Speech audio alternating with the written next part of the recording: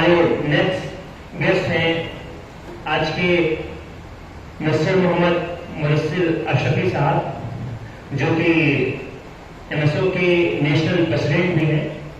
سر کے بارے میں تھوڑا سا بتانا چاہوں گا وقت کی تاخیر ہوتے ہوئے کہ Mr. Muhammad Mudassir Ashrafi sir is a renowned scholar and holding national president position in MSO. Mudassir Ashrafi sir is known for his excellence in education all over India and world. He has concluded inspired in Bangladesh as well as Indonesia many students and delivered the numerous lectures. His profound knowledge and computing skills, Mudassir Ashrafi sir is working as president to impart education at different levels. Sir has varied experience and vast interest and play a major role as a guide for budding aspirants of all levels and field. Sir کو اس programme پہ بلانے سے قبل میں نے کوشش کی، جب احتشام صاحب نے ہمیں بتایا کہ سر آ رہے ہیں جو ہے، تو سر کے لیے کچھ ہم نے لکھنے کی کوشش کی ہے. محنت سے اٹھا ہوں، محنت کا درد جانتا ہوں. محنت سے اٹھا ہوں، محنت کا درد جانتا ہوں. آسمان سے زیادہ زمین کی قدر جانتا ہوں. آسمان سے زیادہ زمین کی قدر جانتا ہوں. لچیلا پیڑ تھا جو جھیل گیا کئی آندیاں. لچیلا پیڑ تھا جو جھیل گیا کئی آندیاں. میں مغرور درختوں کا حشر جانتا ہوں. میں مغرور درختوں کا حشر جانتا ہوں. چھوٹے سے بڑا بننا آسان نہیں ہوتا. چھوٹے سے بڑا بننا آسان نہیں ہوتا. زندگی میں کتنا ضروری ہے صبر جانتا ہوں. زندگی میں کتنا ضروری ہے صبر جانتا ہوں. محنت بڑی تھی تو قسمت بڑھ چلی. چھالوں میں چھپی لکیروں کا اثر جانتا ہوں. کچھ پایا پر اپنا کچھ نہیں مانا. اتنی بڑی پوزیشن سر ہولڈ کر رہے ہیں، اس کے لیے آخری لائن ہے کہ کچھ پایا پر اپنا کچھ نہیں جانا، کیونکہ آخری ٹھکانا میرا مٹی ہے. میں بخوبی جانتا ہوں، میں بخوبی جانتا ہوں. ایک بار زوردار سے استقبال کریں، زوردار تالیوں کے ساتھ.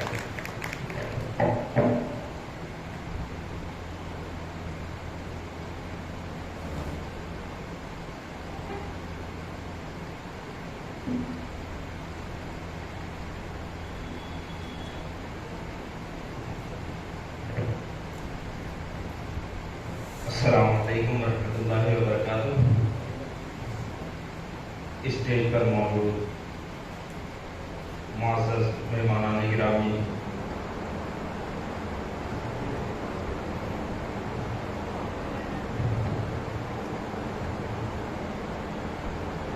گیسٹ آف آنر، اسپیکرز اور ہماری بہترین عوام، جو صرف عوام نہیں بلکہ آگے چل کر اپنی قوم، اپنی ملت اور اپنے ملک کا نمائندہ کرنے والے حضرات ہمارے سامنے موجود ہیں. آپ سب کا استقبال ہے اس بزم میں، اس کانکلیو میں، اور شکریہ کے مستحق ہیں MSO کی پوری ٹیم، وہ جو یہاں پہ موجود ہیں اور وہ جو بہائنڈ دا کرٹن ہیں. ان سب بھی اس مبارک محفل کو سجانے میں، اس کامیاب محفل کو سجانے میں برابر کے شریک ہیں. اللہ تبارک و تعالیٰ ان سب کو بہترین بدلہ عطا فرمائے. میری گفتگو کا ٹائم 30 منٹ ہے، لیکن انشاءاللہ 30 منٹ سے 20 منٹ سے زیادہ ایکسیڈ نہیں کروں گا. اللہ رب العزت، میری گفتگو کا جو عنوان ہے وہ رول آف مائنورٹیز ہے، اقلیت کا کردار کیا ہے، اس حوالے سے گفتگو کروں گا. شاید کھانا بھی آ چکا ہے اور وقت بھی ہو چلا ہے، تو جب پیٹ کہتا ہے کہ ہاں ہمیں کچھ چاہیے تو پھر دماغ بھی اپنا کام کرنا بند کر دیتا ہے. تو اسی حساب سے انشاءاللہ جلد سے جلد سمیٹنے کی کوشش کریں گے. امیر کہتے ہیں امیر جمع ہے احباب حال دل کہہ لے. امیر جمع ہے احباب حال دل کہہ لے، پھر التفات دل دوستاں رہے نہ رہے.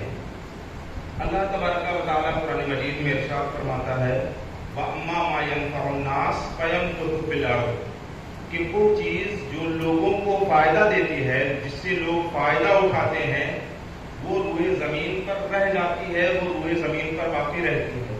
ایک لمبی چوڑی مثال اللہ رب العزت نے قرآن مجید میں ارشاد فرمائی کہ جب سیلاب آتا ہے اور جھاگ کا پانی آتا ہے تو پھر جھاگ تو فوراً ختم ہو جاتا ہے، لیکن اس سیلاب کے ساتھ جو چیزیں پروڈکٹیو جو چیزیں آتی ہیں، مثال کے طور پر کھیت میں جب سیلاب کا پانی نہ آئے تو ہمارے یہاں گیہوں پیدا نہیں ہوگا، اسی طریقے سے ندی میں جب پانی نہ آئے تو ہمارے یہاں دھان نہیں ہوگا۔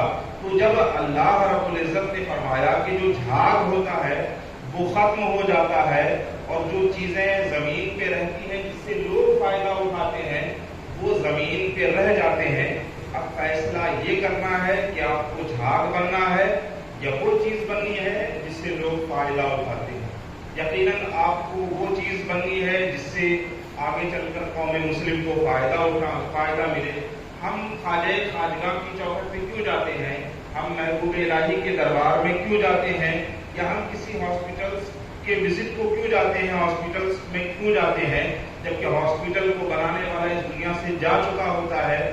وہ اس لیے جاتے ہیں کہ وہاں سے لوگوں کو فائدہ مل رہا ہوتا ہے۔ تو اللہ رب العزت نے ایک جنرل قانون بنا دیا ہے کہ اگر زمین پر باقی رہنا ہے تو کچھ ایسا کر کے جانا ہوگا جس سے کہ لوگوں کو فائدہ ملتا رہے۔ 1992 میں مائنورٹیز کمیشن بنی جس کے تحت 5 جو بڑے مذاہب تھے ہندوستان کے، ہندوازم کے علاوہ مسلمان، عیسائی وغیرہ کو یہ مائنورٹی کا درجہ دیا گیا، اور پھر 2014 میں اسی مائنورٹیز میں ایک اور کمیونٹی کو جوڑا گیا جس کا نام جین ہے۔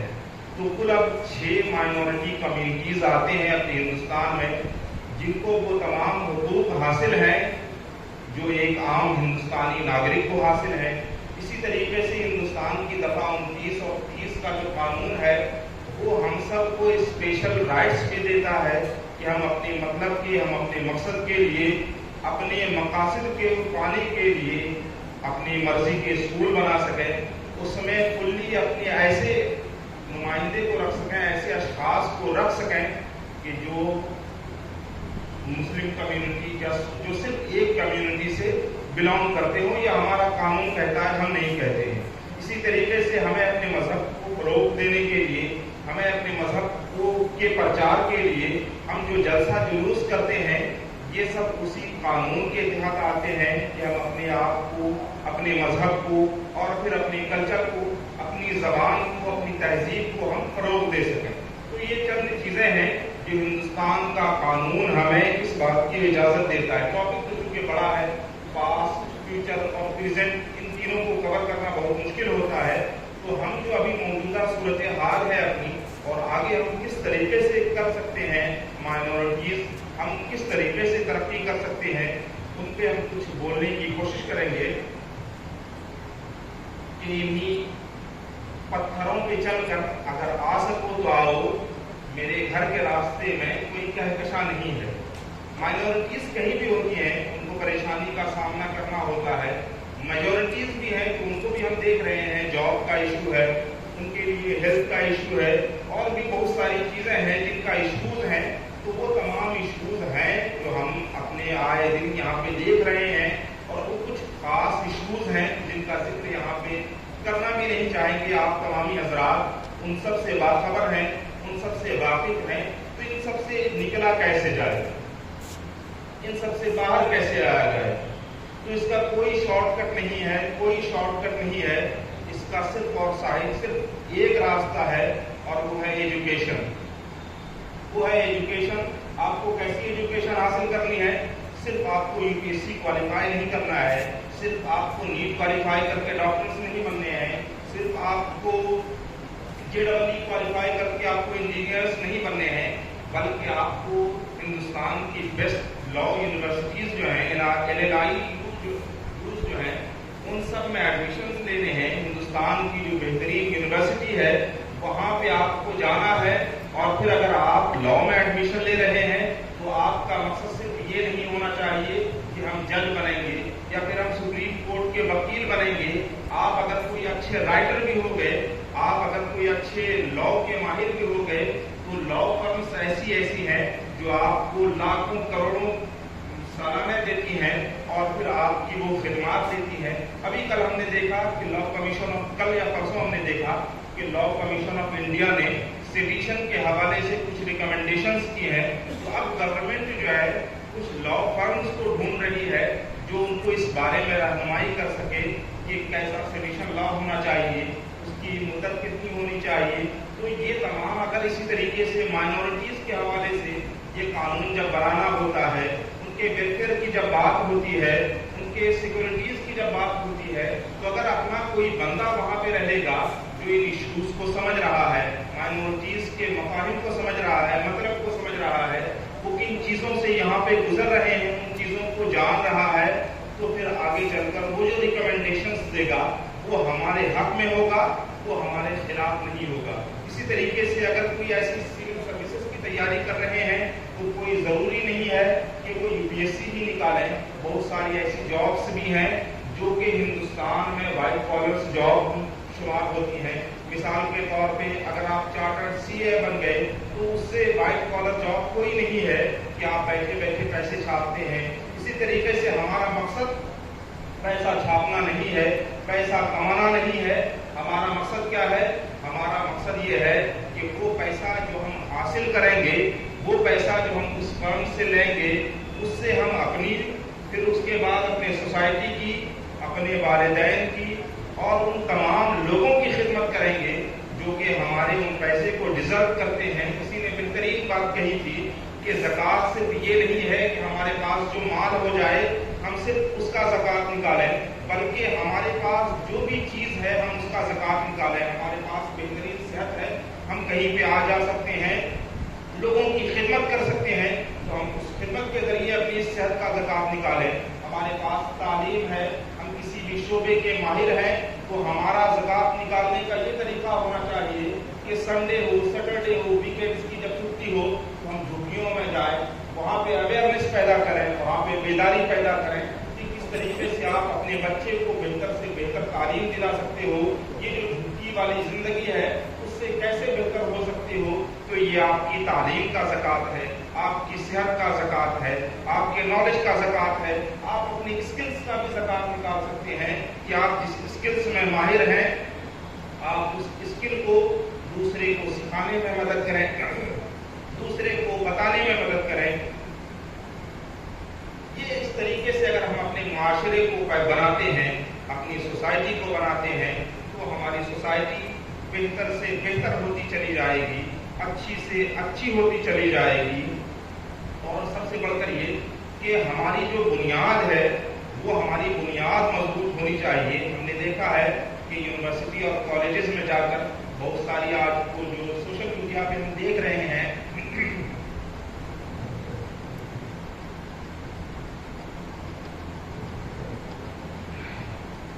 سوشل میڈیا پہ ہم آئے دن دیکھ رہے ہیں کہ بے پردہ خواتین ادھر ادھر جا رہی ہیں، یا پھر اور بھی جو ایشوز ہیں جن کا نام لینا اختلاف کو ہوا دینا ہے، ان تمام سے آپ باخبر ہیں، ان تمام کو آپ جانتے ہیں. اگر گھر کی تعلیم مضبوط ہوگی تو اس وقت اگر یونیورسٹی ہو، کالجز ہو، کہیں بھی چلے جائیں تو اس وقت آپ کا، ہمارا یا کسی کا کوئی بھی نہیں بگاڑ سکتا. چونکہ فارسی کا طالب علم ہوں تو فارسی کا ایک شعر ذہن میں آ رہا ہے.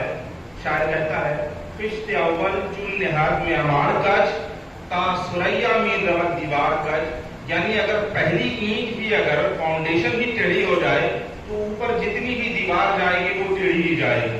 اور فاؤنڈیشن اور بنیاد اور پہلی اینٹ اگر سیدھی ہو تو آخرت تک، اوپر تک وہ عمارت سیدھی جاتی ہے. تو ہم اپنے بچوں کو دینی تعلیم ضرور دلائیں، عقائد کی حفاظت کرنے، ان تمام چیزوں. پروفیٹ محمد صلی اللہ تعالی علیہ وسلم جو ہم سب کے دلوں کی دھڑکن ہے، ان کی محبت سکھائیں، اللہ رب العزت کے حقوق سکھائیں، بندوں کے حقوق سکھائیں. یہ وہ تمام چیزیں ہیں جن کو کر کے ہم ایک مائنورٹیز جو کہلاتے ہیں وہ ترقی کر سکتے ہیں. لوگ کہتے ہیں کہ بدلتا ہے زمانہ سب کو، لوگ کہتے ہیں کہ بدلتا ہے زمانہ سب کو. مرد وہ ہیں جو زمانے کو بدل دیتے ہیں، مرد وہ ہیں جو زمانے کو بدل دیتے ہیں. تو ہمیں ایک ایسے معاشرے کو بنانا ہے جس کو زمانہ نہیں بدلے بلکہ جو زمانے کو بدلے. اور ایک آخری بات، چونکہ یہ حج کا مہینہ بھی شروع ہونے والا ہے، تو اس حوالے سے کر کے کہ ایک تو ایجوکیشن ہمارا سب سے ایسا ہتھیار ہے کہ جس کے بغیر ہم آگے نہیں بڑھ سکتے. مائنورٹیز ہر جگہ کی چیلنجز فیس کرتی ہیں، یو ایس اے ہو، کینیڈا ہو، کہیں بھی آپ دیکھ لیں ان کے ساتھ بھی کسی نہ کسی قسم کا چیلنجز ہے، کسی نہ کسی قسم کے مسائل ہیں. لیکن ان مسائل کو انہوں نے ٹیکل کیا ایجوکیشن کو حاصل کر کے، تعلیم کو حاصل کر کے، بزنس میں آگے بڑھ کر اور ان تمام مواقع کو حاصل کر کے. یہ حج کا مہینہ ہے، ہماری بہنیں بھی یہاں پہ موجود ہیں، ہمارے بھائی بھی یہاں پہ موجود ہیں کہ حج کا جو ایک میجر انسیڈنٹ تھا وہ حضرت ہاجرہ اور حضرت اسماعیل علیہ السلام کا واقعہ ہے کہ حضرت ہاجرہ جب مکہ معظمہ میں تشریف لائیں اور پھر حضرت اسماعیل کو پیاس لگی، پھر اس کے بعد حضرت ہاجرہ جو ہے صفا مروہ کا چکر لگاتی ہیں، 7 چکر لگاتی ہیں، پھر حضرت اسماعیل علیہ السلام ایڑی رگڑتے ہیں، اس کے بعد آب زمزم نکلتا ہے. یہ ایک انسیڈنٹ ہے، یہ ایک واقعہ ہے. اس واقعے میں ہمارے لیے کیا ہے؟ اس واقعے میں ہمارے لیے یہ ہے کہ آپ ایک جو پہاڑ ہو، 2 چھوٹی چھوٹی پہاڑی ہی لے لیجئے، اس پر سے کسی ایسی عورت کا گزرنا جو دور دراز کا سفر کر کے آ رہی ہے، اور پھر اس کے بعد اس کی گود میں اللہ کا جلیل القدر پیغمبر ہے جس کی نسل سے ہمارے حضور صلی اللہ تعالی علیہ وسلم ہے، اس کے پاس وہ بچہ موجود ہے، اور پھر بھوک اور پیاس کی شدت ہے، اور وہ 2 جو پہاڑیاں ہیں اس پہاڑی کے درمیان وہ چکر لگا رہی ہے اور وہ کہہ رہی ہے کہ ہے کوئی اللہ کا بندہ جو میری مدد کرے.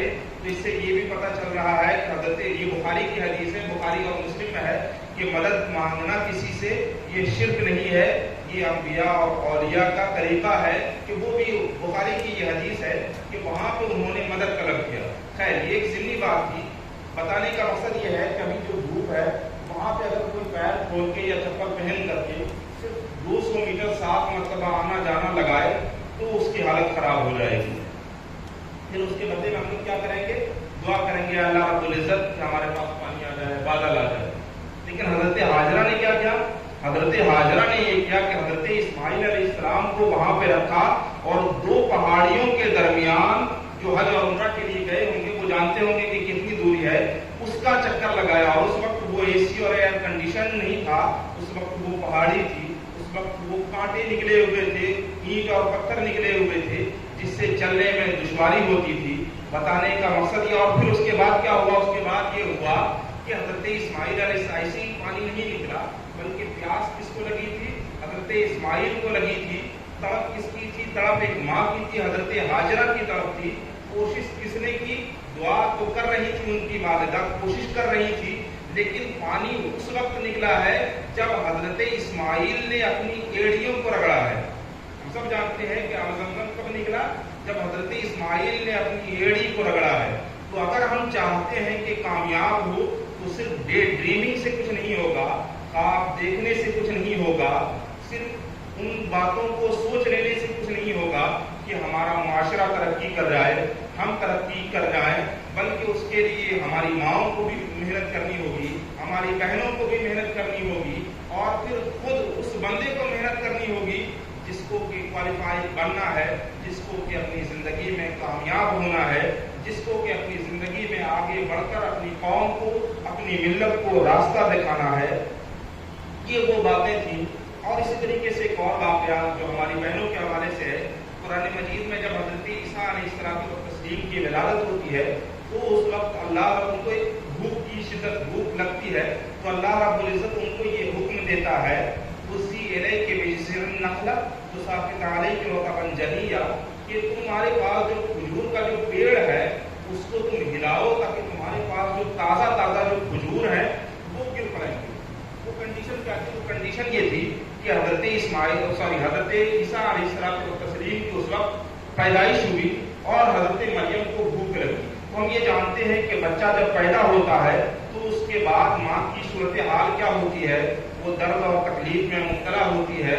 تو ان کو جب بھوک لگی تو انہوں نے یہ دعا نہیں کیا اللہ میرے رب العزت مجھے کھانے کا انتظام کر دے. دعا تو ضرور کی ہوگی لیکن اللہ رب العزت تو ہر چیز پہ قادر ہے. وہ چاہتا تو آسمان سے پھل بھیج دیتا، میوے بھیج دیتا. ان کو ضرورت تھی کسی طریقے سے حضرت اسماعیل کے لیے پانی بھیج دیتا، بادل بھیج دیتا، لیکن اللہ رب العزت نے حضرت مریم کو یہ حکم دیا کہ کھجور کے درخت کو ہلاؤ، اور کھجور کے درخت کو ہم چلے جائیں 4 آدمی بھی مل کے اگر کھجور کے درخت کو ہلائے تو ہل نہیں سکتا ہے۔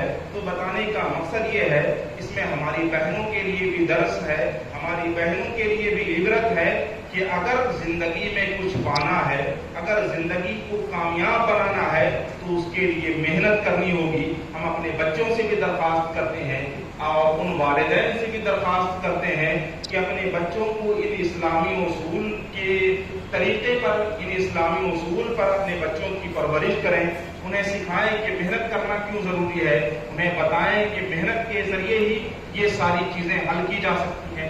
ایک اور ایگزامپل کے ساتھ اپنی گفتگو کو ختم کرتے ہیں، وہ یہ ہے کہ جب ہجرت کا وقت آیا تو حضور صلی اللہ علیہ وسلم نے ساری پلاننگ کر لی، اور پھر حضرت ابوبکر صدیق کو حکم دیا تھا کہ اونٹ خرید لیں، اور پھر اس کے بعد توشہ رکھا، سفر کا سامان رکھا، اس کے بعد ایک ماہر ایسے آدمی کو لیا کرائے پہ جس کو کہ روٹ کے بارے میں پتا تھا مکہ سے مدینہ کیسے جایا جائے، اور جب ہجرت کے لیے نکلے تو اس روٹ کو لیا، اس راستے کو اختیار کیا جو کہ عام راستے کے علاوہ تھا، جو جنرل روٹ کے علاوہ تھا۔ سمندر کے کنارے سے 100 میل 150 میل زیادہ چلنا پڑا۔ تو اللہ کے رسول صلی اللہ علیہ وسلم تو پیغمبر ہیں، دعا فرما دیتے کہ اللہ رب العزت مجھے مکہ سے اٹھا کر جب براق آ سکتی ہے، حضور مکہ معظمہ سے سدرۃ المنتہا تک تشریف لے جا سکتے ہیں، تو حضور صلی اللہ علیہ وسلم جب یہ دعا فرما دیتے کہ اللہ رب العزت ہمیں مکہ معظمہ سے اٹھا کر مدینہ منورہ پہنچا دے، اور یہ ہمارا عقیدہ ہے کہ اللہ کا جو بھی رسول اور پیغمبر ہوتا ہے وہ مستجاب الدعوات ہوتا ہے، جس کا مطلب یہ ہے کہ ان کی دعا ہر حال میں اللہ رب العزت قبول فرمائے گا۔ تو چاہتے تو اللہ کے رسول صلی اللہ علیہ وسلم دعا فرما دیتے، لیکن اللہ کے رسول صلی اللہ علیہ وسلم نے ان آل پاسبل مینس کو اختیار کیا، ان ذرائع کو استعمال کیا جو ہم تمام لوگوں کو بتانے کے لیے ہے کہ ہم اگر چاہتے تو جا سکتے ہیں، لیکن ہم رسول اور نبی ہو کر ان تمام اسباب اور ذرائع کو اختیار کر رہے ہیں، تو تمہیں بھی ڈے ڈریمنگ کو چھوڑ کر، ان بقیتی کو چھوڑ کر، اپنی زبان میں اگر ہم کہیں بقیتی کو چھوڑ کر محنت کرنی ہوگی، لگن کرنی ہوگی، اور پھر جب محنت کریں گے تو ان اللہ لا یضیع اجر العاملین، کہ اللہ رب العزت عمل کرنے والوں کے اجر کو، محنت کرنے والوں کے اجر کو ضائع نہیں کرتا ہے۔ اب ہوائیں ہی کریں گی روشنی کا فیصلہ، جس دیے میں جان ہوگا وہ دیا جل جائے گا۔